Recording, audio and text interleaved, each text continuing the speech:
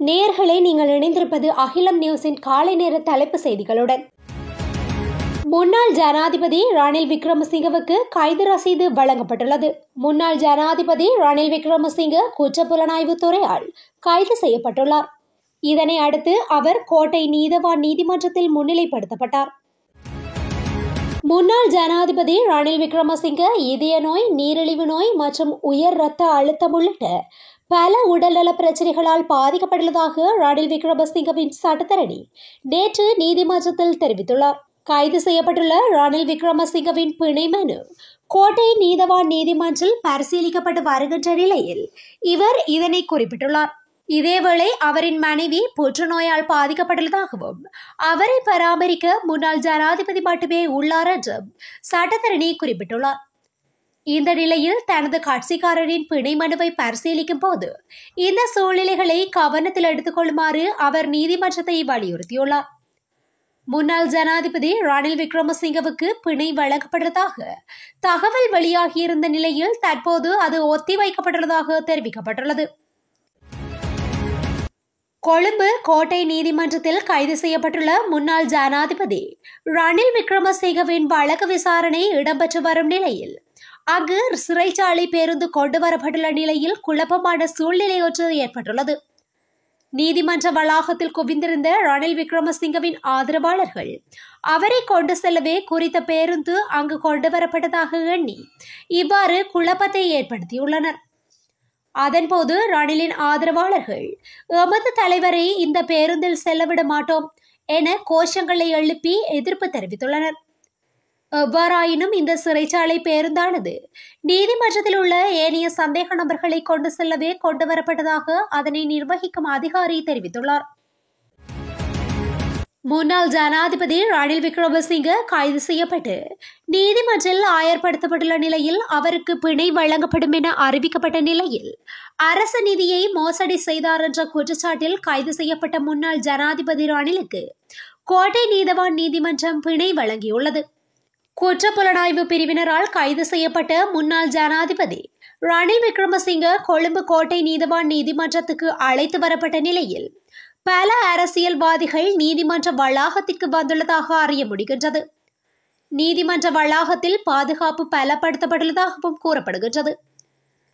நாடாளுமன்ற உறுப்பினர் நாமல் ராயபக்ஷ, முன்னாள் ஜனாதிபதி மைத்ரிபால சிறிசேன, முன்னாள் அமைச்சர் தயா கமகே, நாடாளுமன்ற உறுப்பினர் ஜீவன் தொண்டமான் உள்ளிட்ட பல அரசியல்வாதிகள் நீதிமன்ற வளாகத்துக்கு வந்துள்ளனர்.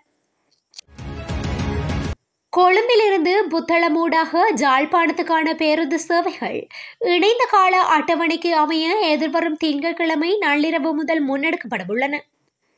தேசிய போக்குவரத்து ஆணைக்குழு இந்த அறிவிப்பை விடுத்துள்ளது.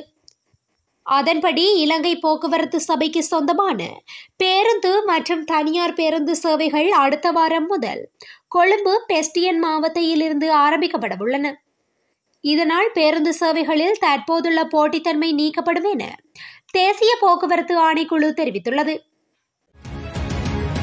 யாழ்ப்பாணம் கொட்டடி பகுதியில் உள்ள அருள்ராஜசிங்கம் அங்கஜன் என்பவரின் வீட்டில் மலசல குழி வெட்டுவதற்காக முற்பட்ட வேளை சந்தேகத்துக்கிடமான பொருள் காணப்படுவதை அடுத்து போலீசாரூடாக நீதிமன்றில் முறைப்பாடு செய்யப்பட்டது.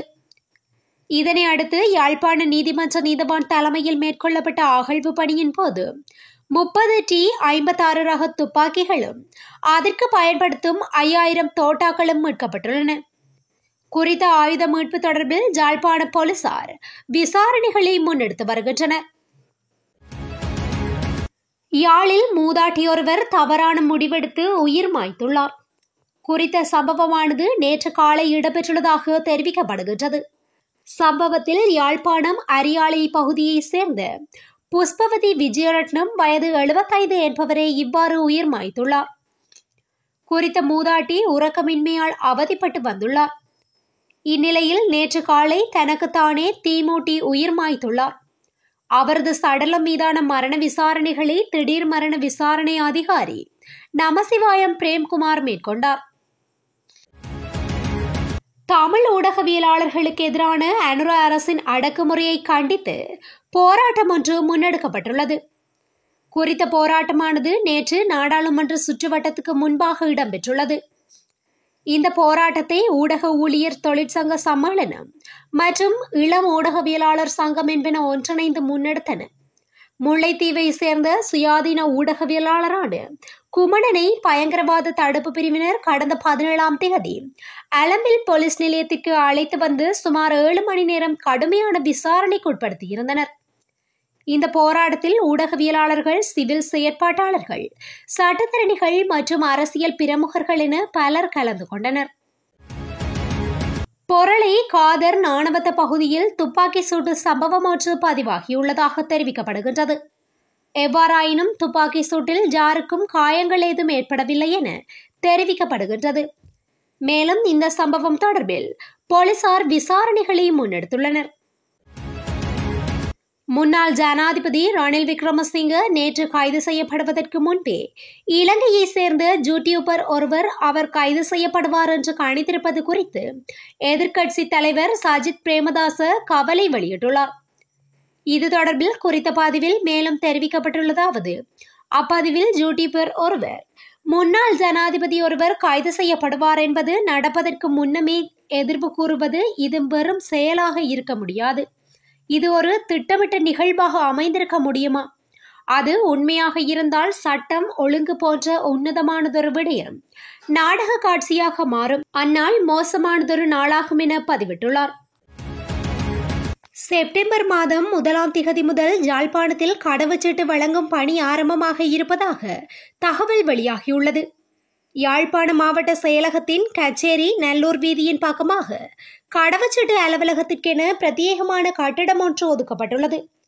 குறித்த கட்டிடத்தின் நிர்மாண வேலைகள் நிறைவடைந்துள்ள நிலையில் அடுத்த மாதத்திலிருந்து கடவுச்சீட்டு வழங்கும் பணிகள் ஆரம்பமாக உள்ளன. உள்ளூராட்சி தேர்தல் பரப்புரைக்காக ஜனாதிபதி அனுரகுமார திசாநாயக்க யாழ்ப்பாணத்திற்கு வந்தபோது யாழ்ப்பாணத்தில் கடவுச்சீட்டு அலுவலகம் ஒன்று நிறுவப்படும் என வாக்குறுதி அளித்திருந்ததும் குறிப்பிடத்தக்கது. சட்டம் அனைவருக்கும் சமமாக பயன்படுத்தப்பட்டு வருவதாக பொது பாதுகாப்பு அமைச்சர் ஆனந்த விஜயபால அறிவித்துள்ளார். முன்னாள் ஜனாதிபதி ரணில் விக்ரமசிங்க நேற்று கைது செய்யப்பட்டதன் பின்னணியில் அவரது இந்த கருத்து வந்துள்ளது. தனது ஜனாதிபதி காலத்தில் ஐக்கிய ராச்சியத்திற்கு தனியார் சுற்றுப்பயணத்திற்காக அரசு நிதியை தவறாக பயன்படுத்தியதாக ரணில் கைது செய்யப்பட்டார். இந்த நிலையில் முன்னாள் ஐஜிபி, முன்னாள் டிஐஜி அமைச்சர்கள், நாடாளுமன்ற உறுப்பினர்கள் அல்லது முன்னாள் ஜனாதிபதியாக இருந்தாலும் சரி, அது இனி ஒரு பொருட்டல்ல என அமைச்சர் தெரிவித்துள்ளார். தவறுகளில் ஈடுபட்டதாக கண்டறியப்பட்ட எந்த ஒரு நபரையும் சட்டத்தின் முன் கொண்டுவர அரசாங்கம் தயங்காதென்று அமைச்சர் விஜயபால வலியுறுத்தியுள்ளார்.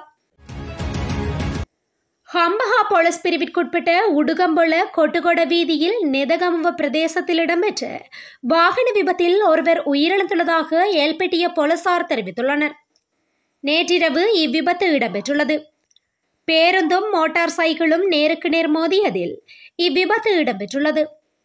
விபத்தில் மோட்டார் சைக்கிள் செலுத்துனர் காயமடைந்த நிலையில் கம்பஹா வைத்தியசாலையில் அனுமதிக்கப்பட்டதன் பின்னர் உயிரிழந்துள்ளதாக போலீசார் தெரிவித்துள்ளனர். முன்னாள் ஜனாதிபதி ரணில் விக்ரமசிங்க கைது செய்யப்படுவதற்கு எதிராக ஒரு பௌத்த பிக்கு தலைமையிலான குழுவினர் குற்றப்புலனாய்வு திணைக்களத்திற்கு முன்னால் கூடி நின்று குழப்பத்தில் ஈடுபட்டுள்ளனர். அதில் கலந்து கொண்டிருந்த பௌத்த பிக்கு ஒருவர் ஊடகங்களுக்கு கருத்து தெரிவித்த போது, நாட்டில் அரசியலில் பெரும் பங்காற்றிய ஒரு தலைவரை இவ்வாறு இழிவுபடுத்துவது ஏற்றுக்கொள்ள முடியாத காரணமாகும். குற்றப்புலனாய்வு திணைக்களத்தை ஆரம்பித்தவரும் இவராவார். ஒரு குற்றவாளி அல்லது மோசடிக்காரராக இருந்தால் இவ்வாறான நிறுவனங்களை ஆரம்பித்திருக்க மாட்டார். இவ்வாறான ஒரு அரசாங்கத்தை நாம் ஏற்படுத்திக் கொண்டதை நினைத்து வெட்கப்படுகின்றோம் என கூறியுள்ளார். இத்துடன் இன்றைய இலங்கையின் காலை நேர தலைப்பு செய்திகள் நிறைவடைகின்றன. தொடர்ந்து இலங்கையின் செய்திகளை அறிந்து கொள்ள அகிலம் நியூஸுடன் இணைந்திருங்கள். நன்றி. அகிலம், மாற்றத்திற்கான மக்கள் குரல். இந்த வீடியோ பிடிச்சிருந்தா லைக் பண்ணுங்க, கமெண்ட் பண்ணுங்க, ஷேர் பண்ணுங்க. மறக்காம கீழே இருக்க பெல் ஐகானை கிளிக் பண்ணுங்க.